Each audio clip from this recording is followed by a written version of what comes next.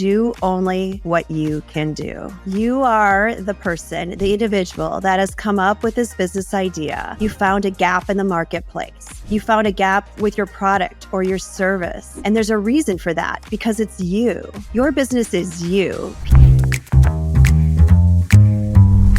Hello and welcome back. I'm Carlin Bushman.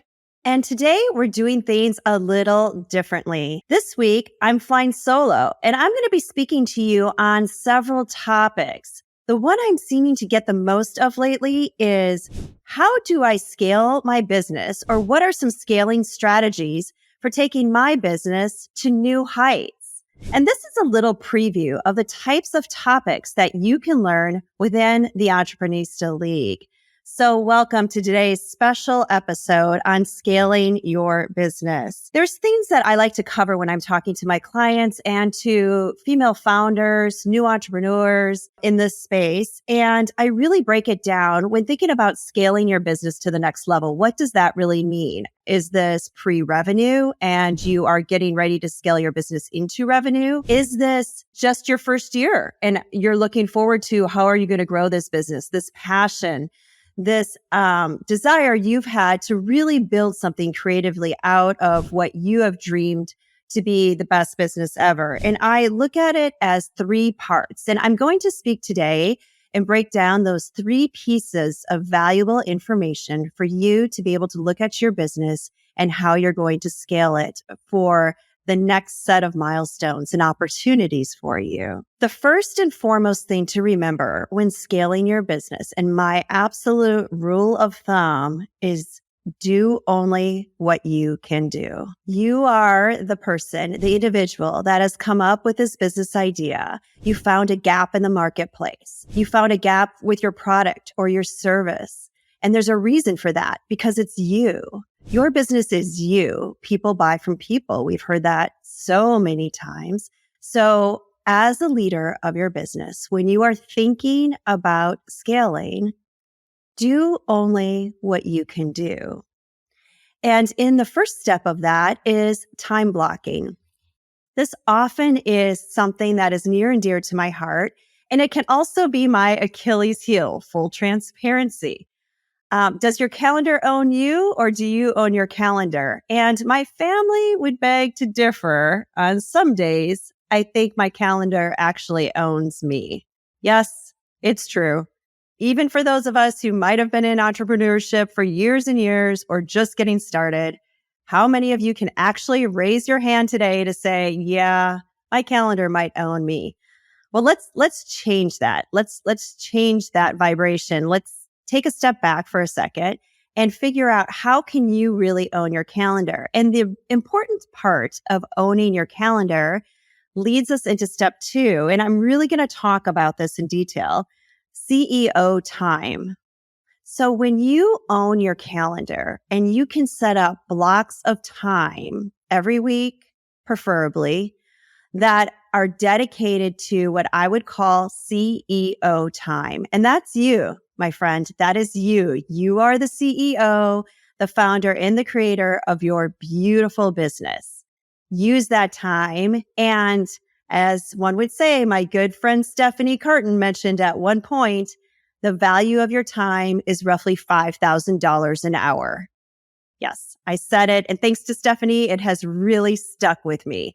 So back to your CEO time in your time blocking. A real advantage is trying to figure out when are you at your best. And yes, there's lots and lots of resources out there. Are you better in the morning? Do you do the miracle morning? That's one resource I know has been very, very popular. Have you read Atomic Habits? That's another resource that's very popular. What works best for you? In other words, you can try these, but it really comes down to what is going to suit your time frame, your creativity, your CEO time. Are you managing a family, young children, older children, parents living in your home, taking care of others? Do you have another full-time job? These are real things when thinking through scaling your business. What does that mean for you? So I would begin by designating a time on your calendar where you feel that you are at your absolute best And don't think that you have to take it all at one time. You can block out CEO time for 30 minutes. Give yourself the luxury of just starting with 30 minutes. If that seems like a heavy lift, try 15 minutes and do your priority list for the week. That counts. That is your CEO time. That is so important. And as I have realized, and I get reminded of it over and over again, as my calendar gets a hold of me, instead of me getting a hold of my calendar, the first thing that goes is CEO time. And then I become a human doer, not a human being. And I'm rushed through one phone call to the next phone call, one meeting to the next meeting, and I don't have time to really do my best work. So when I'm looking at this, number one is time blocking, and we'll refer back to time blocking more than just once. The second is really building in some of that CEO time. How are you going to move the needle in your business? And how does that matter? And where do you have those opportunities? And where are you at your best? The third is going to be delegation. Yes, I said that because, again, as a reminder, back to what I said in the very beginning, do only what you can do. So my third tactic for scaling your business to any size, to whatever feels right for you this year, or the next following years, or the next 5 years, or scaling it to sell, is delegation. Don't try to do this alone. Why would you? There's actually a lot less fun in doing this alone. It is so much more interesting when you can surround yourself with beautiful humans who are excited to contribute to your business. Don't take that away from them. I know sometimes we think, oh, I can do it better. I can do it faster. No one knows and loves my business like I do. You're right. I'm sure you're right on all of those questions, of course.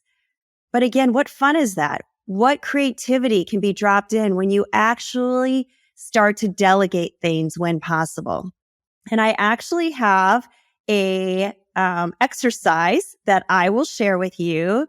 I will do this via audio since you cannot necessarily see me. And if you're driving, please just save this episode, go to your desk. It's a short episode and you too can write down this exercise. And of course, if you have questions about it, of course you can reach out to me. I would love to hear from you and walk through how to really implement this exercise into scaling your business. And this is called the delegation exercise. So I encourage you to start with a blank piece of paper and draw a quadrant. In other words, draw a large cross all the way through the paper.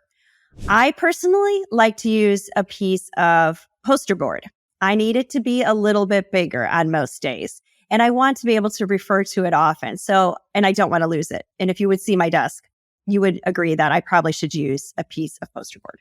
So there are 4 quadrants, and we're going to label those quadrants. The upper left-hand quadrant is going to be labeled, you need to do it, you're good at it, and you really, really enjoy it. And I'm not asking you to sit down and spend some of your CEO precious time doing this exercise all at once. No. Rather, keep this poster board or this piece of paper handy. And as you're going throughout your day, your week, even your month, take a sticky note and put it in the quadrant that reflects each of these things I'm going to share with you. So again, don't feel like you have to do it all at once. If you want to, by all means, get crazy. Sometimes plane rides are really good for sitting down and thinking through everything that you actually do, which will be a lot, I'm sure.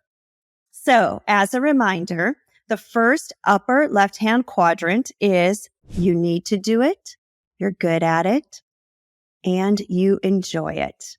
And I'm sure each of you can really think about what that would be. For me, it's talking to you today. I enjoy it. I think I'm pretty good at doing it. I would like to say that. And I really, really enjoy and need to do it. I love sharing this information. It is so important to me to share this with whoever can make the best use of these tools. The upper right quadrant is someone needs to do it. You enjoy it, but guess what? You're not very good at it. So the upper right-hand quadrant, again, think of something that someone should do it for you or in your company. It surely needs to get done. You enjoy it. You actually enjoy doing it, but you're probably not the best person to do it. For me, that would be Canva. It needs to be done. We have presentations and webinars and social posts and all kinds of exciting things inside Canva.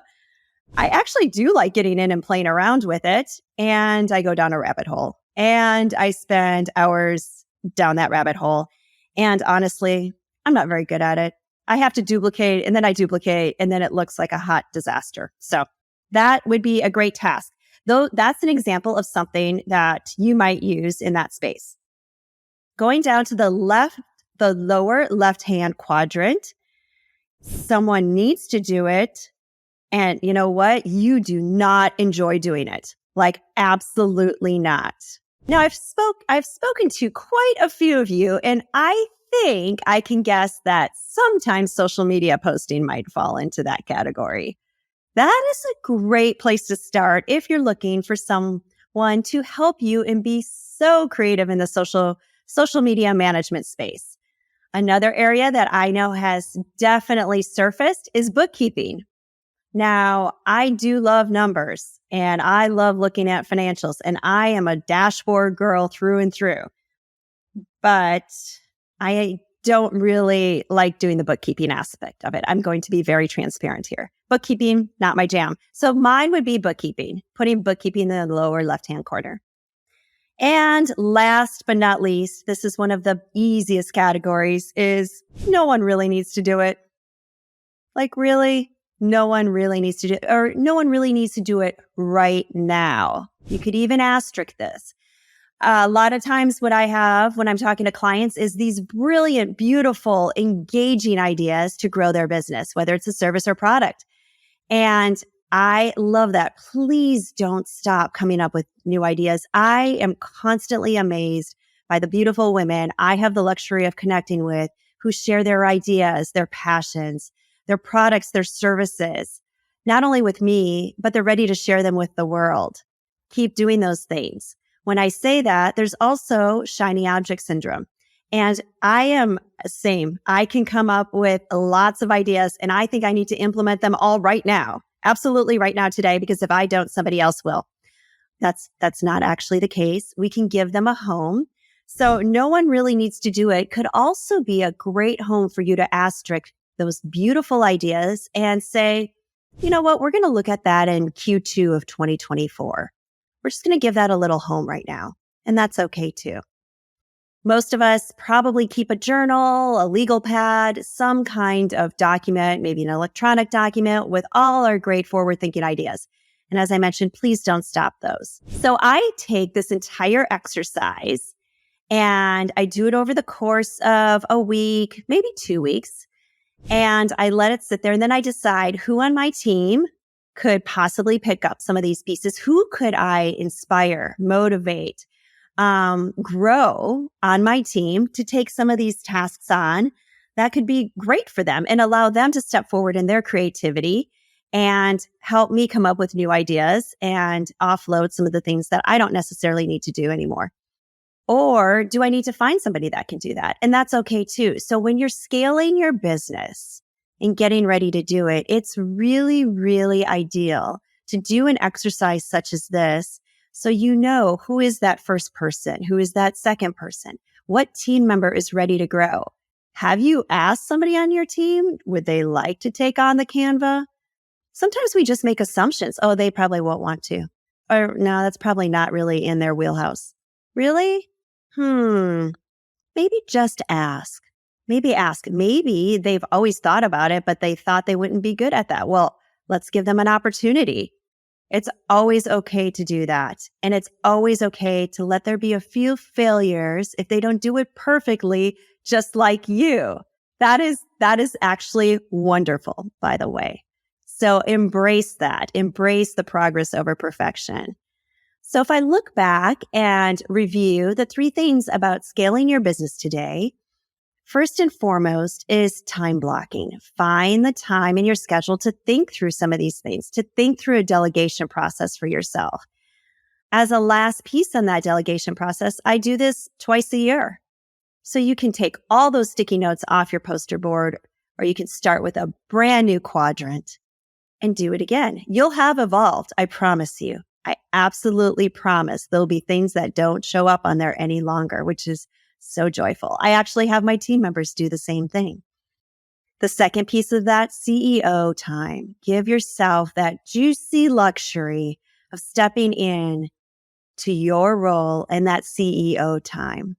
It really does feel good. You'll have that sense of ownership, leadership, and freedom that comes with that.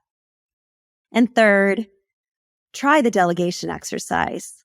It is incredibly impactful. It sounds very simple, but it will lead you to some interesting decisions as you grow and scale your business. And I really look forward to hearing about your growth, your scaling, and your next set of milestones.